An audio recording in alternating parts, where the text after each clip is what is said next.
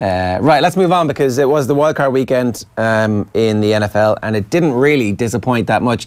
Mike Carlson joins us. Mike, we probably have established multiple times, I'm a San Francisco 49ers fan, and they picked up Robbie Gould, the kicker from the Chicago Bears. He's a brilliant kicker, could have been All-Pro, could have been at the Pro Bowl this year. But it turns out the Bears don't need a kicker, right? Because they've got Cody Parkey. That was the most frustrating part of what was, I think, a very frustrating weekend, actually. You know, the games were more interesting than great in one sense. But it's amazing how Nick Foles is a hero again, because the Bears did everything right to win the game except to make the field goal on the second try. And one of the things I hate the most about the NFL is that icing the kicker call, where the coach on the sidelines is allowed to call timeout just at the moment the ball's being snapped. And because the whistle sounds on the sideline but not on the field, the ball is inevitably snapped. The kicker kicks it. The kick is good, in this case with Cody Parkey, and then he has to do it over again. And I saw, you know, there were people saying, oh, I knew he was going to miss it the second time. But he chose an interesting way to miss it, which was to bang it off the left upright and then off the goalpost and then out. So that was about as frustrating as it could be. And that gives the Eagles a 1-point win, 16-15 at Soldier Field. How good was Nick Foles in this game? Was there some of last season's magic, or was this more about the Bears just not being able to score enough points? Yeah, there was a little bit of that magic, but when you think, you know, they only put up 16 points. They had the great drive in the fourth quarter when they needed it, but the Bears defense played them very well. And the untold story of most of these playoff games, I think, was the defense, often by the teams that aren't renowned for their defense but actually have pretty good ones. And the key for the Eagles is that they're getting back people at the right time. So Timmy Jernigan, who's very good up front because he lets some of the other players get better blocking or lesser blocking assignments because he absorbs blockers. Jordan Hicks, the linebacker, was back and played a few plays. He adds to their defense. So basically, I think it was the story of the Eagles defense keeping the Bears offense in check. They weren't able to run the ball at all. Mitch Trubisky like Foles, made some throws when he had to make them, but otherwise it wasn't a powerful offensive game. And I go back, I think we said it last week too, to that 54-51 game when the discussion on Monday was, so is the NFL now going to be all run and shoot and high scoring games? And I think you saw from all four of these playoff games that's just not the case. Okay, so we're working backwards here. The Eagles beat the Bears. Did you want to talk about that? Well, just on the kind of, I went to bed at halftime. I'm not going to lie, Mike, and it was 6-3, I think, to the Bears at halftime. And we were sitting here, and I think we had you on the show after that incredible Kansas City Chiefs Los Angeles Rams game. What was it, 54-50, yeah, 54-51, I want to say, about how the NFL has changed, about how it's all offense now, and how people are going to be shooting the lights out week after week after week. And then this weekend, and that game in particular, made me think twice about that perhaps we've got ahead of ourselves just a little bit in terms of how good offenses are going to be going into the future.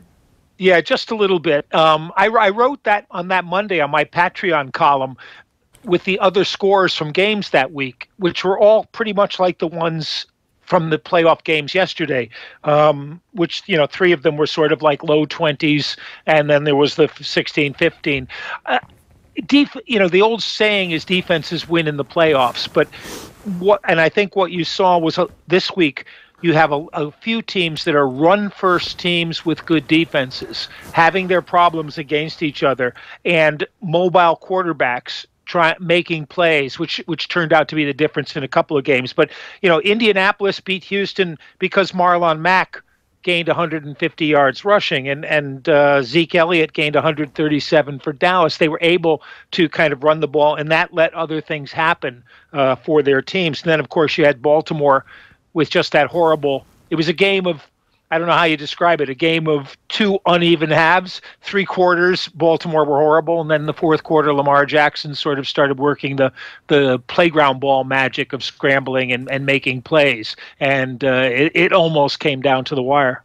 Yeah, a lot of heat for Harbaugh, the Ravens coach, for not pulling his quarterback from the game at halftime, even with 3 quarters gone, and then Lamar Jackson has a really good fourth quarter. But was that too little too late? If you're John Harbaugh, do you want to put Joe Flacco in and put the ball back in the hands of this guy who you think has been stinking the joint out for multiple seasons?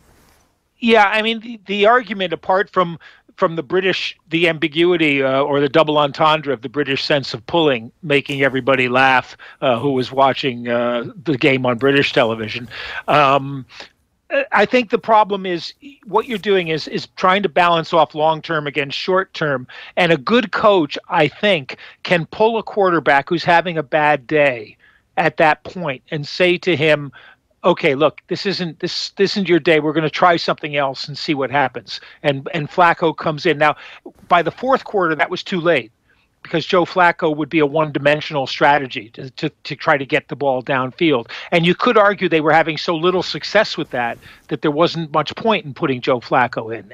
And what happened was, when finally in the fourth quarter Lamar Jackson started to outrun what was a sort of tiring pass rush from the Chargers, that's when things started to happen for them. But the story of that game, I think, was the Chargers figuring out a way to stop that sort of option running offense from Baltimore. And Baltimore's 2 tailbacks combined for just 36 yards on 14 carries. Jackson fumbled the ball 3 times, got sacked 7 times. Melvin Ingram just had an amazing game for the Chargers. The kind of thing that should put you in the Hall of Fame. The Chargers go to Boston next week, and every time the Chargers have got on an airplane this year, they have come away with a win against a bunch of playoff teams included. So it's not like they've been playing duds week in, week out. The only game that they lost that was an away game was also in LA. So they are precisely the type of challenge that we haven't seen too often in the AFC for the Patriots over the Belichick era. Do you give them a chance of winning that game, or how good a chance do you give them winning that game? Oh, they have a very good chance of winning that game, I think. The Patriots are not. This isn't your Patriots team of the past. They're not a very good team on either side of the ball. Their lines are not dominant. Their defense is very slow overall, and I think they'll have a bit of trouble with the Chargers offense, but they'll have a lot of trouble with the Chargers defense. It's a different situation than it was against Baltimore and that running option offense. They're going to be able to come at Tom Brady with Joey Bosa, with Melvin Ingram, with a lot of creative blitzes. And they played with 7 defensive backs for most of that game. And again, I wrote on my column on Friday that they play a lot with 3 safeties who they use as linebackers and stuff, but they played the whole game with 3 safeties and 4 cornerbacks. So the safeties were in effect the linebackers and able to stop the run. Can you just explain? Because a lot of people wonder what the difference between a linebacker and a safety is. Linebackers tend to be bigger guys. Safeties tend to be faster guys. You've basically got 3 lines of defense. You've got your linebackers, and then your secondary. And the secondary are cornerbacks who specialize more or less in covering the quicker wide receivers, and safeties who cover the tight ends, slot receivers, and are in the middle and are supposed to give run support.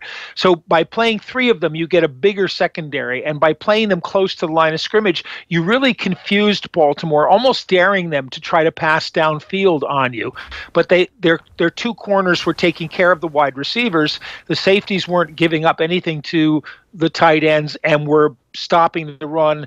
And when Melvin Ingram was there, he was basically stopping the option by playing both. The option is the quarterback and the running back. The quarterback is supposed to read the end. If the end come towards him, he laterals the ball out to the running back. If he goes to the running back, the quarterback keeps the ball. Ingram was doing both. He wasn't giving Lamar Jackson an option to lateral. He was playing both guys and doing it really well. There was no way to read him.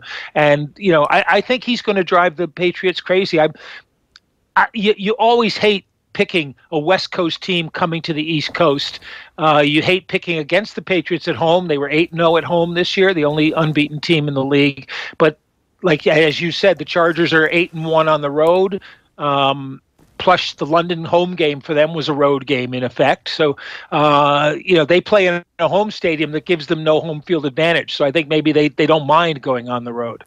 Mike, it was a pretty good weekend for the grizzled quarterback. Like, just going through the results, Andrew Luck beating Deshaun Watson. The Cowboys game was obviously the exception to the rule with Dak Prescott getting the win over Russell Wilson. But then it was a good night for Philip Rivers last night, as it was for Nick Foles, who we've spoken about at length. And then going into this weekend, then you bring in a whole new host of great quarterbacks, from the young to the old, from Patrick Mahomes to Tom Brady. Who do you want as your quarterback right now going in into the divisional weekend? Who would you trust with the ball in your hand out of all the quarterbacks left alive in this? Well, I guess the guy who, and I don't know if Andrew Luck's going to, be happy with you calling him grizzled, but or Russell Wilson for that matter. But there you go. But I think the guy you would trust the most is probably Drew Brees. At 39, he played pretty well this year. He had a little downtime in December where he seemed to be off a bit on his throws, and everyone was saying, "Oh, 39 years old, arm is tired, blah blah blah." But of course, the guy who has played the best probably of that bunch is Patrick Mahomes, who's just had a phenomenal season in his first year as a starter. 50 touchdown passes, which not many people, apart from Tom Brady or Peyton Manning. Oh, we just seem to have lost the audio there. Just clicked the mute button just as he was about to deliver that roasting hot take. I'm not sure if we can get that back. I always wonder about very young quarterbacks in these very, very big situations.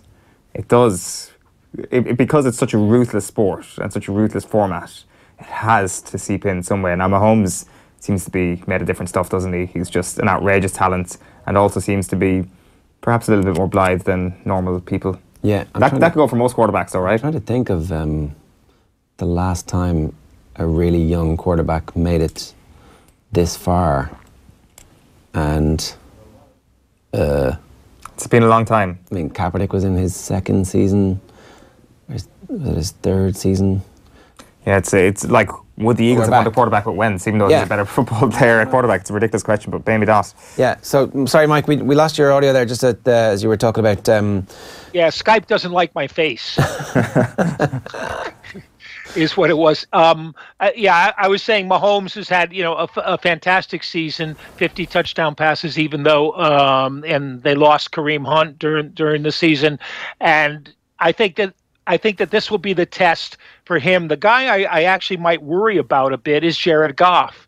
Who a couple of times this year, when he's faced good defenses and tough challenges, has had a rough time with it. And again, if you can control their running game and force them into the air, that makes them a whole different proposition. But the Chargers are such a well-balanced team, and I think what people didn't notice so much or didn't account for in the playoff weekend this weekend is that Indianapolis's defense is pretty good. Dallas's defense is good. Los Angeles Chargers defense is good, and they're not in that Baltimore kind of elite area, Bears elite area, but they're balanced teams. They can play on both sides of the ball. The spreads next weekend are huge. I'm just looking at them here. Indy are +6 at Kansas City. Dallas are +7 at the Rams. The Chargers are +4.5 in Boston against the Patriots. And the Eagles are +10 against the Saints. That doesn't make any sense to me, given how tight the games were last weekend. Yeah, well, the four teams that are left are better teams, obviously, because they got the bye. Apart from New England, I keep saying New England's kind of overrated at this point, which is why that spread is the smallest.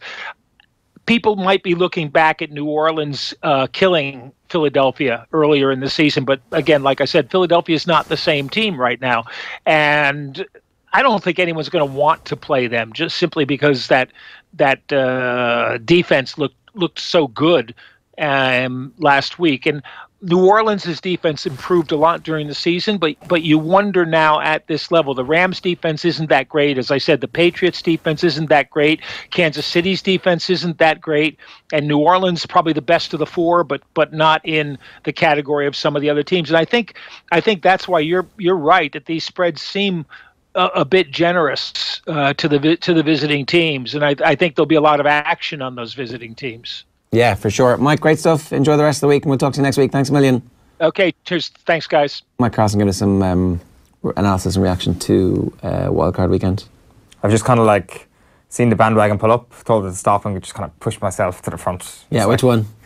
Well, the NFL bandwagon. Oh, yeah. On Wildcard weekend. With any of these teams in particular, what do you like about them? Their jerseys? Well, it's very, very hard to not be blinded by Kansas City.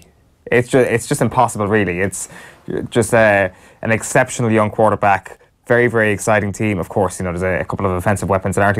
Okay, here's something for you. So Saturday night, I was like, we all know about Deshaun Watson and what he's gone through over the last year in terms of injury. And I've basically been stung in the past by certain people I've wanted to get behind. Like Tyreek Hill was one of those people. I was like, this guy's a great footballer. And I was like, actually, no, he's a terrible human being. Yeah. Ezekiel Elliott, he's a great footballer. And I was like, actually, no, he's a terrible human being. Yeah. And I was on Saturday night, I was like, Deshaun Watson, he's a great footballer. But before I could really pin my colours to the mast, I had to actually message a friend of mine who's big into the NFL and say, listen, is it okay to actually get on the Deshaun Watson bandwagon? And he's like, it's totally fine, totally fine. Great guy, yeah. So I have got into that habit of cross-referencing people I want to get behind. And Patrick Mahomes is probably one of those people as well. So I'm hopping from the Deshaun Watson bandwagon to the Patrick Mahomes bandwagon for this weekend. Yeah, fair enough. But every time you've jumped on the bandwagon, the team has been immediately knocked out. Yeah, like last year it was the Bills and then the Jags. Yeah, the Jags lasted 2 weeks. Yeah, they lasted 2 weeks, but I think I got on the week just before they lost. But yeah, shame there is no Bills this year. I guess Josh Allen being the best quarterback of all time is enough for us Bills fans this year. Yeah, we'll have to wait and see what happens.